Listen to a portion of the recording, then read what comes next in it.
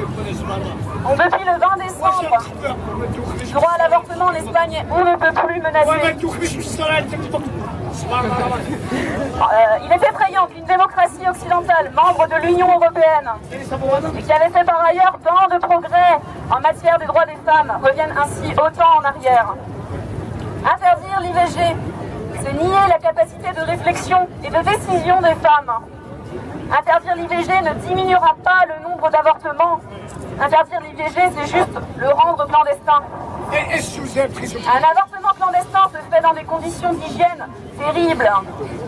Un avortement clandestin se fait avec une aiguille à tricoter, avec un fil de fer, un cintre ou de l'eau de javel.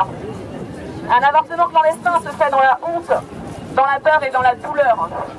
Interdire l'IVG, c'est condamner les femmes, les condamner à subir une grossesse dont elles ne veulent pas.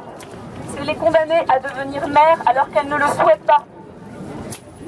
Interdire l'IVG, c'est même parfois condamner des femmes à mort, tant une IVG clandestine peut être dangereuse. En ravissant le droit à l'avortement aux Espagnols, le gouvernement de Mariano Rajoy va remettre tout cela au bout du jour. Tout cela, les aiguilles à tricoter, les cintres et l'eau de javel, les chutes provoquées dans les escaliers pour faire passer cette grossesse dont on ne veut pas.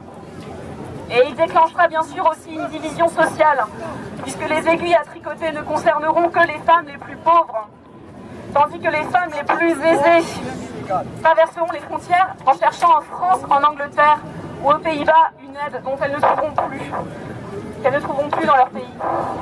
Mais est-ce qu'elles pourront le faire encore longtemps?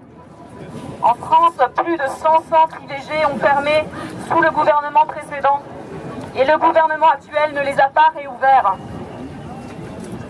Il faut absolument rester vigilant. L'exemple de l'Espagne nous montre une chose, que nos droits, et en particulier les droits des femmes, ne sont jamais acquis définitivement. Ils semblent demeurer de simples privilèges qu'on peut nous ôter à tout moment si le gouvernement en place en a envie. Aujourd'hui, nous apportons tout notre soutien aux femmes d'Espagne et nous réaffirmons haut et fort le droit à disposer de nos corps. Nous souhaitons plus que jamais un droit à l'avortement libre, sûr et gratuit pour toutes les femmes du monde. Aujourd'hui, à Strasbourg, la capitale de l'Europe, nous en appelons aux parlementaires européens et aux candidats aux prochaines municipales. Mariano Rajoy a dit vouloir mener une croisade, c'est le terme qu'il emploie, une croisade contre l'avortement. Mais vous, parlementaires européens, votre devoir est de lutter contre ce genre de combat obsolète, de lutter pour les droits des femmes, pour le choix et pour la liberté. Merci.